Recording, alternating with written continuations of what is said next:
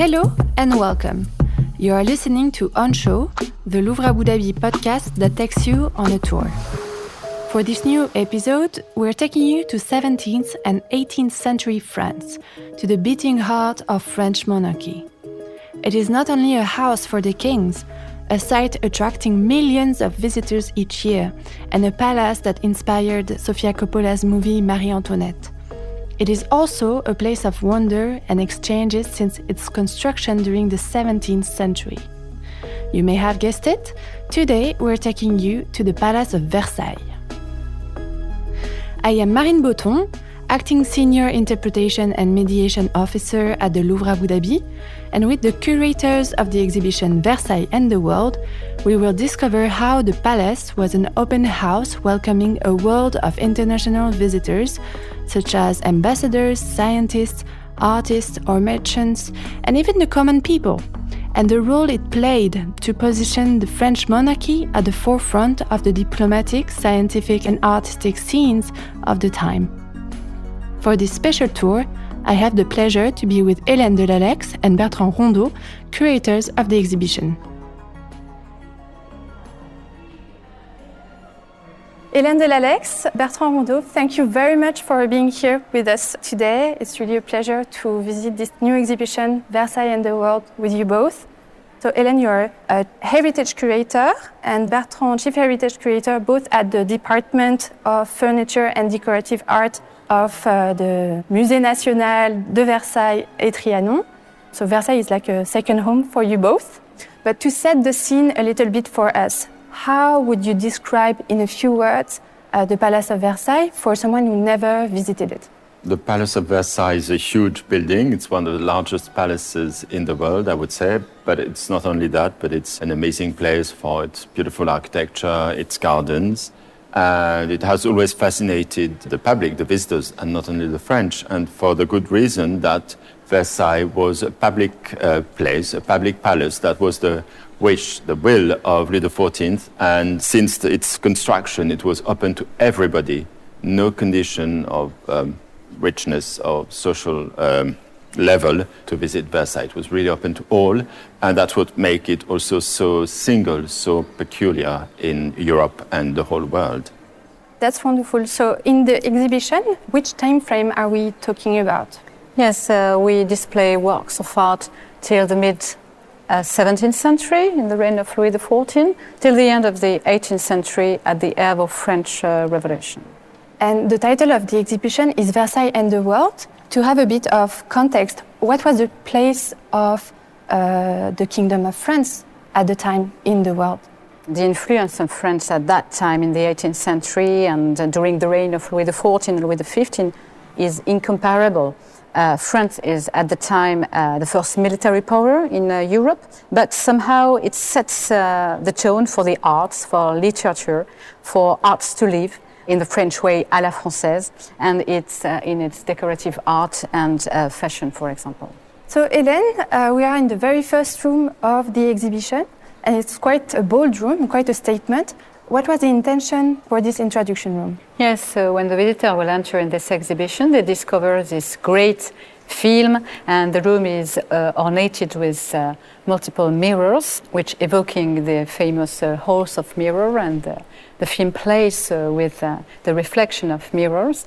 And this film is also important because it's made for the visitor who don't know Versailles, like a private visit of Versailles, of the variety of the domain. And on the other hand, the aim for this film is to feel the visitor of today feel the same fascination that the visitor of the 18th century may have felt when they discover Versailles for the first time. So it's a link between yesterday to today, and we see that nothing has changed, and it's still the same emotion in front of these beautiful images. That's great. And before we discover the actual artworks of the exhibition, can you tell us how the exhibition is structured? The exhibition is organized in three main parts. To summarize, the first part is the world comes to Versailles with the story of the embassies. The second part of the exhibition is the commercial and artistic exchanges between Versailles and Orient, and especially for luxury products. And the third part of the exhibition, in a reverse movement, is Versailles discovering the world. So as we enter the first chapter of the exhibition, we enter this room with these walls painted in this dark red and deep red color with wooden details that give a very refined aspect to the room. So Bertrand, what was maybe the intention for this room, the message you wanted to convey through the exhibition design? The intention in this room, in the exhibition design, is to give a sense of the grandeur of Versailles. We're not reproducing any element of the decor of Versailles, but with the color, the dark, strong, rich red, and with some moldings, we give an idea of a magnificent space, even though it's much more muted than it would have been in Versailles. And so it's to feel, for the visitors, to feel the sense of grandeur and to be the best background for the works of art of that section, which are grand portraits, grand views of Versailles. Let's have a look at the first artwork for this chapter. So the attention is immediately grabbed by this wide painting, this large painting that's right in front of the entrance. It's a view on the Palace of Versailles, but from the gardens. Let's have a closer look together. So it's a view of the palace from the garden side, from the south, through the orangery in the foreground, and you see the magnificent facade of the palace, which stretches more than 600 meters from one end to the other. And you may notice on the left-hand side, on the steps of the grand staircase, 3 visitors wearing turbans. So obviously, people from the Middle East, most probably Persians, due to the size and the shape of their turbans, and accompanied by a Frenchman, most probably a courtier who is their guide during their stay in Versailles, guide to visit the palace as well as the grounds, the gardens. Who are they? We don't know, but it was quite usual to see these foreigners in their national attire through the galleries, through the gardens of the palace. What other type of visitors were we encountering as visiting Versailles, whether in the gardens or in the palace? Actually, we have to remember that Versailles was a public palace open to anyone, and that's really quite unique in Europe, but not only in Europe, but in the whole world. Just think of the Forbidden City in Beijing. No one could see the emperor, and no one could visit the palace unless invited to do so. Whereas in Versailles, it was the contrary. Versailles was every day open to all visitors without any condition of richness, of wealth or social status, whatever. So anyone should be able to enter the palace and visit and the apartments and the galleries and the gardens. And so it was quite unique, as I said, and it made it a wonderful attraction for all visitors from not only from Europe, but from further parts of the world. And that's why it was quite common to see foreigners here in Versailles. Does it mean that anyone could have seen the king or the queen? Yes, that was the rule, that the palace was a public place, not only to see the structure, to see the beauty of the architecture, the collections, the furniture, but also to be able to see the king. He is the power, he embodies the power, and as such, this is the French rule, he has to be visible, accessible, but visible to his subjects and to anyone. And the fact is that, unlike in other courts, when you come across the king or the queen, you don't have to bow. So it means that you can look at him, look at his face and see his face and remember his features. And this is really important. That's why, again, Versailles was so much liked by the visitors, by the tourists, because the main attraction was the king himself and to be able to see his features.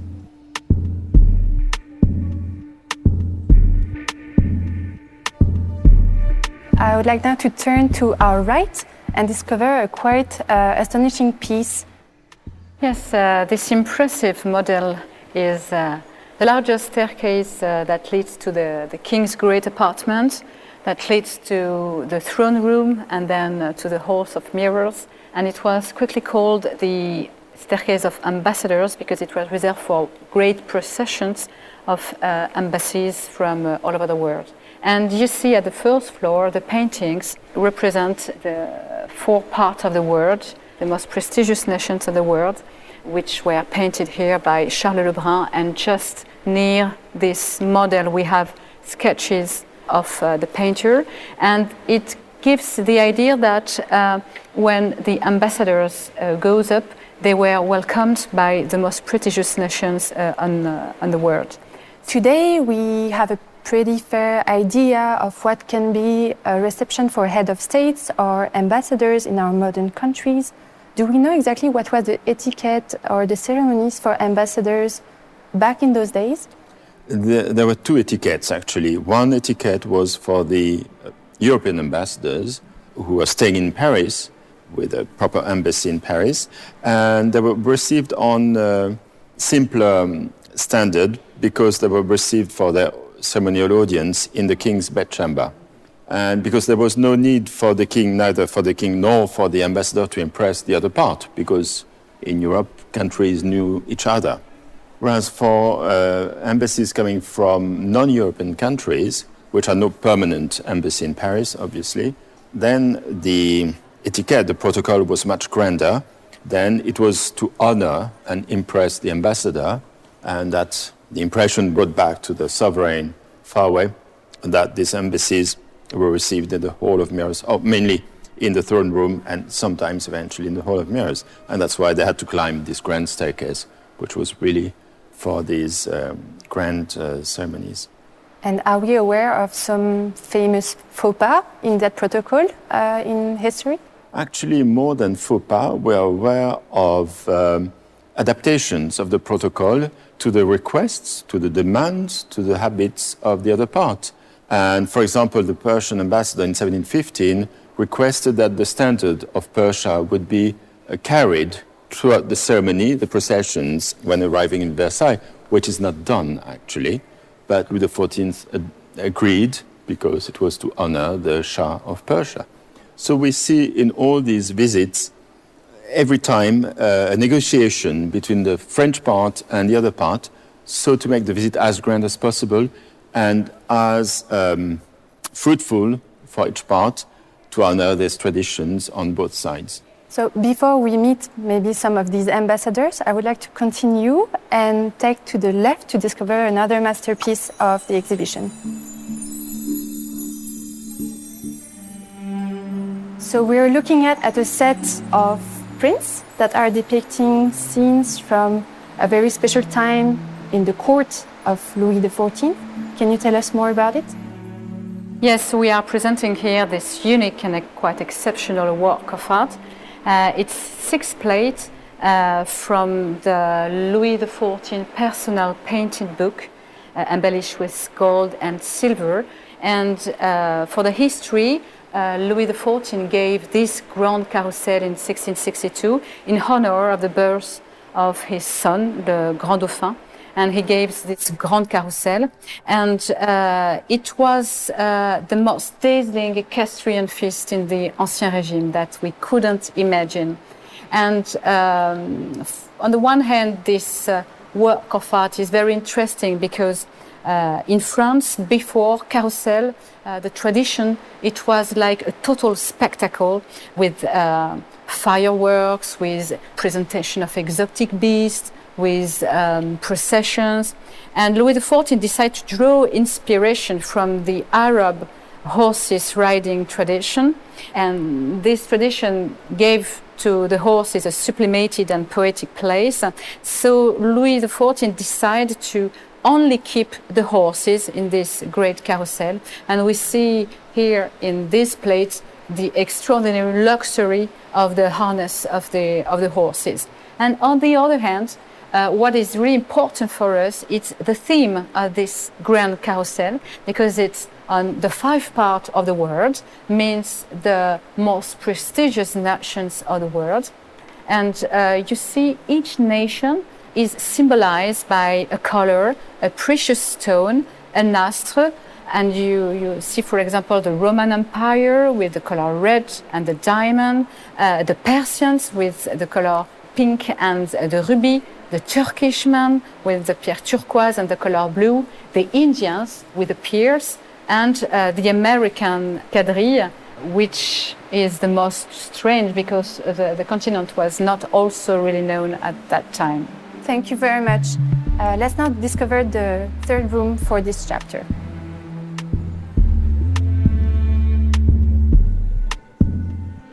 So as we enter this last room of the first chapter of the exhibition, we're welcomed by a quite wonderful gallery of portraits. Bertrand, can you tell us who are they? So here we have big, huge portraits of ambassadors who came to Versailles, or visitors, very important visitors who came to Versailles during the 17th and 18th century. And for example, we have a Chinese man who came in 1684. We have a Turkish ambassador who came in 1642. And last but not least, a young prince from Annam, present-day Vietnam, who came in 1787. Let's have a look at this painting. So this is a portrait of a very young boy who was not even 8 years old when he came to Versailles. Actually, his father, the emperor of Cochinchine or Annam, had been expelled from the throne by a revolution, and he was asking for the help of France, of the French army, to reclaim his throne. And as testimony of his goodwill, he sent his young son, first son, with his prime minister, Prime Mentorin, who at that time was a French bishop, to France to ask for the help of the court. And so that was a very long journey, and they eventually reached Versailles, and immediately the Prince Foucan, this young boy, became very popular because he was very young, unexpected, of course, and wearing this strange turban, for example, with a big knot on his forehead. And immediately it created a fashion for ladies at the court to wear a turban à la Cochinchine. And this painting, like the other portraits around us, do we know who was commissioning them and for whom? So most of these paintings were commissioned by the royal administration to keep a memory of these visits, of these very important visitors, and of the fashion they were representing, of their outfit, of their splendid appearance. But the portrait of Foucan was commissioned by the missionaries to whom the bishop belonged. So that's a slightly different story. But anyway, it has kept the memory of this young Vietnamese prince. Let's now discover the next chapter of the exhibition that is about the exoticism in Versailles. So in this new chapter, as we change the focus, we also change the color palette of the exhibition with this rich, deep blue, a royal blue maybe. Yes. Hélène, what is the symbolic of this color palette? Yes, it's very beautiful deep blue. Corresponds perfectly with this section where many decorative arts are exhibited, and it highlights wonderfully the gold of bronzes that are displayed here. We moved from mainly paintings to decorative art and many precious objects in this. Yes. Yes, the subject here is the exchanges of luxury products such as porcelain, perfumes, jewelries, diamond, pearls, but even coffee or chocolate. Before we move to our next artwork, was Versailles considered an exotic palace? And what traces of exoticism could we have found in Versailles at the time? I would say that Versailles was not really an exotic palace. It had to be a French palace. It had to show the French art. It was a political statement as such, the palace itself. But in the official rooms, there's not much of exoticism. There are some influences, some elements, but overall, it's the French style. But in the private apartments, in the rooms where the members of the royal family could gather their collections, their exoticism became strong, and we'll see some example of these marvelous exotic objects collected by the royal family.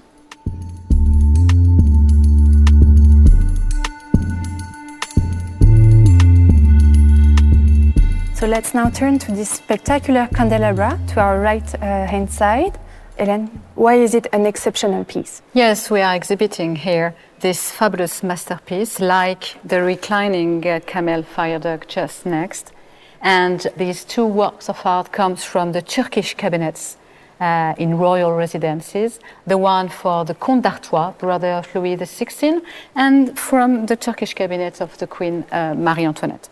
And this piece are also, you see, masterpiece of decorative art because you show the extreme richness of these cabinets. These cabinets were completely adorned by Turkish motifs on the wall and furnished with furniture on the same inspiration. And the realistic rendering of the animals in bronze is due to the perfection of carving made by the best bronzier of the Couronne. And the general craze for turquerie in the 17th century and 18th century, especially of high society, arose the creation of such very precious Turkish cabinets in royal residences. And they illustrate an Orient of fantasy. And these animals gave an idea of exotism, of distance elsewhere, that fascinating this high society, but also recall that these animals were also present in Versailles at the menagerie in the garden. And moving from Turkish influences, we will now see Chinese influences with an exceptional installation that we can see across the room. Bertrand, let's go there.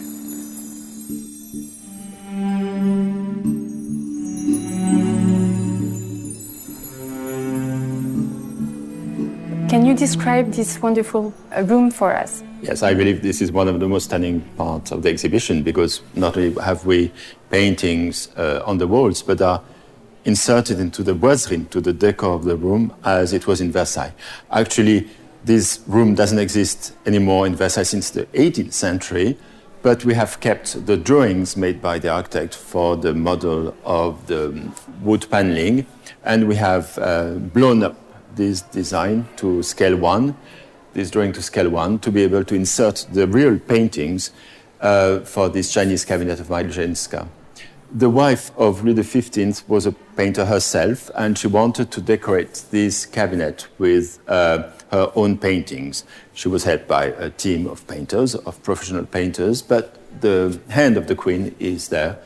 And it's very important because it's not only a fantasy about China, about Chinese art, Chinese architecture, Chinese garments, but it also depicts, in these 4 paintings, it also depicts the story of tea. In one painting, you see ballots of tea leaves brought from the gardens, once they have been collected. In another painting, you see ladies rolling up the tea leaves in their hands. In the third painting, you see an official from the tea plantation meeting an official from the administration. And in the last painting, you will see men closing crates for the export of tea, this precious tea, to Europe. So it's really the whole story of the tea production that is depicted here by the Queen herself for her private drawing room in Versailles. Yes, we tend to forget that some of our most common products nowadays come a very long way and were actually very precious at that time. Let's now discover the next and last chapter of the exhibition.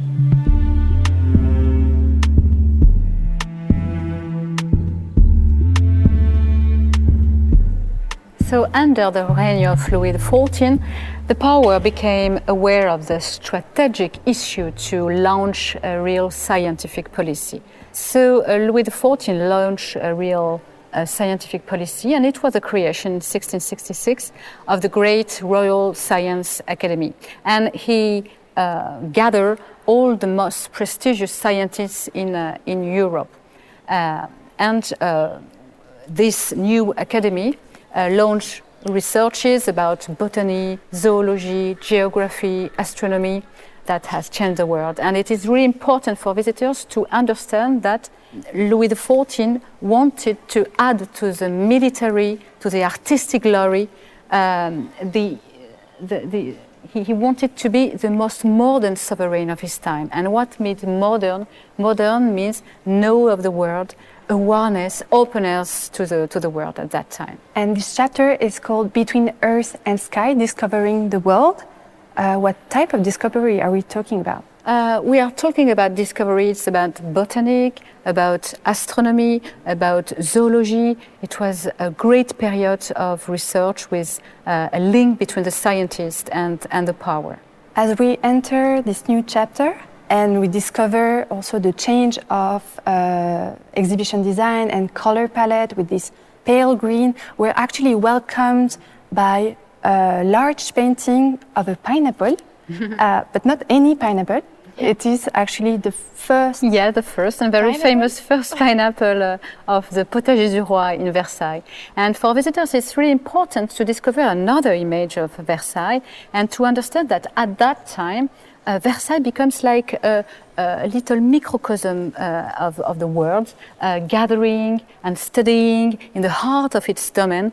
All the plants, all the animals come from all over the world. And above all, it was the pineapple who is the star at that time, because having a pineapple in royal garden was a cutting-edge innovation, because it was such a feat to succeed in growing these fruits so sensitive to cold and humidity, and it is due to the construction to modern greenhouses that, after many unsuccessful attempts, the first 2 pineapples in Versailles fruited in 1733. It was at Christmas, and Louis XV tasted for the first time his first ananas for Christmas, and it says that it's absolutely excellent.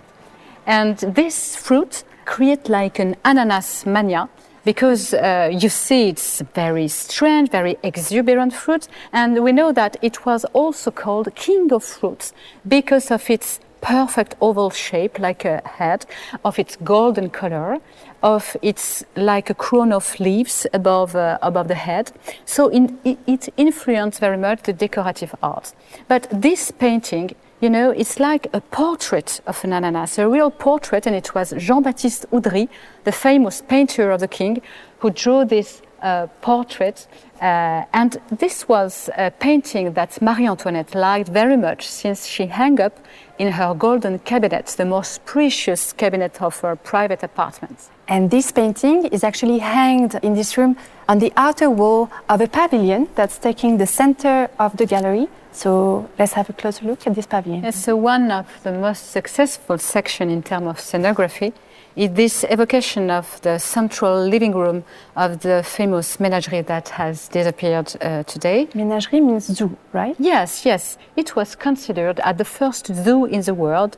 Why? Because it was quite common to have exotic beasts in royal residences in Portugal or in Vienna, for example, but it was the first time that these animals are considered not only as curiosity, but as a living being, and they have been studied, they have been classified in 7 courtyards, and along the new scientific classification at the time. And when these animals disappeared, when they died, they have been dissected by anatomists, and they contributed in a decisive manner to the progress, to the comparative anatomy. And I believe that some animals from the menagerie became actually very famous. Yes, so the rhinoceros were very famous, and also the female Congo elephant offered by the King of Portugal. And as I said, this animal has been dissected, but it was like a great spectacle in a great amphitheater set in the garden of Versailles. And the archives said that when Louis XIV arrived on the amphitheater, he asked, "Where is the anatomist?" And the anatomist, Duvernay, grows from the flanks of the elephant, and all the court was completely astonished by this event. So it was the most famous dissection, but yes, it's true that many animals were very, very famous in Europe. When we exit the menagerie pavilion, we will take to our left and stop by 2 impressive scientific instruments.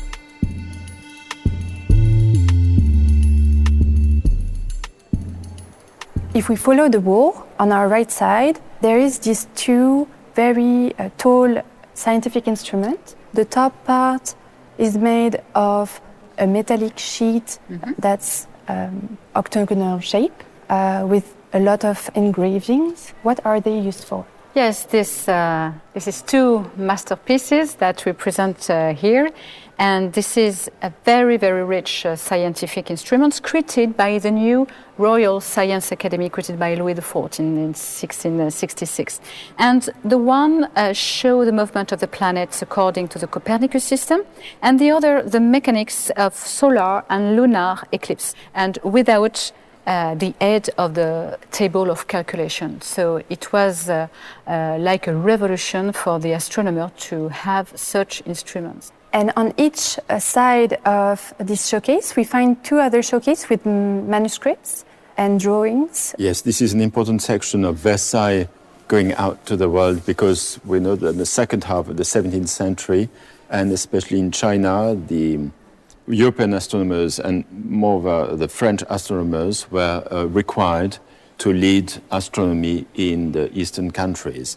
And so they were the head of the observatory in Beijing, and there were Jesuit fathers who were very learned in astronomy and mathematics. Who are Jesuits? The Jesuits, it's a religious order of priests in the Catholic Church who were very open to the world and very interested in not only bringing the Catholic faith, but also in understanding the other cultures, the other people, and trying to adapt the faith and the European sciences to other communities, other nations.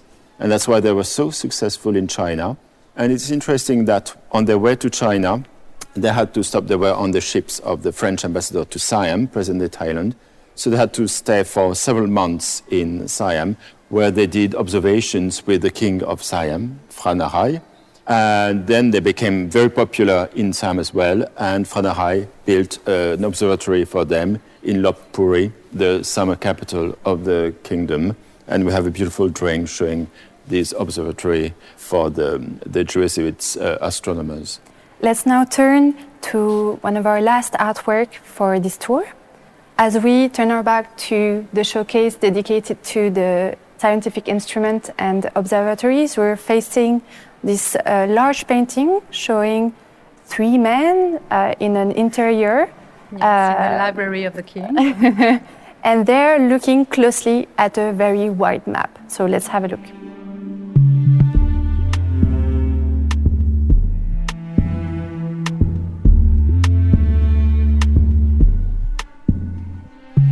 So this painting represents the La Pérouse expedition, the most famous and the most important scientific expedition of the 18th century, which has remained mythical and quite mysterious.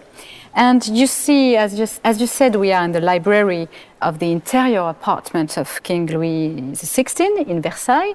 And the king is accompanied by his Secretary of State for the Navy, le Duc de Castries. And King is welcoming the Comte de La Pérouse, ready to leave for his expedition around the world. And the king gives him his instructions on the road to follow and the place to recognize. And Castries, there, the minister, holds in his hand the memorandum containing all the instructions for La Pérouse. We tend to forget that borders were not obvious at that time. We were still discovering the world or exploring the world from the French perspective, for example. Just next to this painting, there is also a showcase that is showing a quite striking map displaying notably the Arabic Peninsula. Yes, and this map is very interesting because it's a precise map, the most precise map of the middle of the 18th century. It was printed in 1752. Thanks to these expeditions, thanks to the studies made by the astronomers, the French astronomers in the Far East, they could give a much more precise detail of the coastline and also calculate more precisely the distances between different points on Earth. And thanks also to new inventions like the astronomical clock by Bertrand that we can see in the next showcase. And so this is a very precise document. And since we see Arabia, the Arabic Peninsula, very clearly, and with the empty quarter still empty, but the coast is where the name of the city is there. And if we look at the part describing India, there was still a part which hadn't been visited or explored by the Europeans. And so the geographer wisely writes on the map pays inconnu, unknown country. Now, from exploring the Earth, I'd like to conclude on the question of exploring the skies with two very interesting prints that are right by the exit of the exhibition.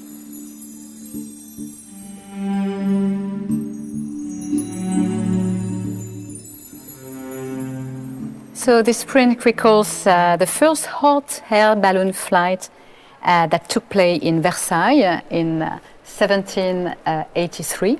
And you see that we are in the great courtyard of Versailles in front of an incredible crowd to assist to this event. And it was in 1782 that the brother Joseph and Étienne Montgolfier discovered the principle of ballooning, or, say the archives, the art of moving in the air like a cloud. And this, after the first public demonstration, they demonstrate their invention in front of the king. It was the equivalent like a Nobel Prize to show his invention in front of the king. So we are in the courtyard of Versailles, and you see the air balloon go to the sky, and it's high 500 meters before ending. And in the small basket that you see here, there were no humans for that now, but 3 animals, a rooster, a duck, and a sheep. And they must have had the fear of their lives. But then the sheep was renamed Monte au Ciel, go to the sky, and has ended his life in a very comfortable manner in the Petit Trianon de Marie Antoinette. But what is important is it's obviously such a scientific success, but also a political success, because it was the first time that a nation, the French, overcoming the gravity. So it was really important and gave birth to the first utopia of the first travel in the sky, as shown in this beautiful, humorous engraving. That's the one on the left? Yes, the one on the left. And this engraving indicates the exact plan, the itinerary, the price of the tickets above this revolutionary vessel Aerostat. So it's the first utopia of the first tourists in the air. So that was yet a dream to come true. Yeah. And would you like to say one last word to conclude this tour? We have conceived this exhibition as a visit to Versailles and to show the openness of Versailles and all discoveries. And I think that it's not peculiar, this curiosity is not, of course, peculiar to Versailles. And there were curiosity in other courts, in other countries, on other continents. But I think, in a way, Versailles has regathered all these interests in one place, at one point, at one time of the history of the world. And that's why we think it's worth visiting this exhibition and discovering it. And we hope that all these impressive masterpieces from Versailles and other institutions will strive the visitor, will surprise them, and will give a different image of Versailles, a richer and more balanced image. And therefore, I think it highlights many themes and issues that are still relevant in the world today, because we speak about human exchanges, diplomatic links, curiosity, collaboration. So I think most of the themes are relevant today. Thank you very much to you both for having us today. It was a pleasure to visit the exhibition with you. Thank you very much. Thank you very much.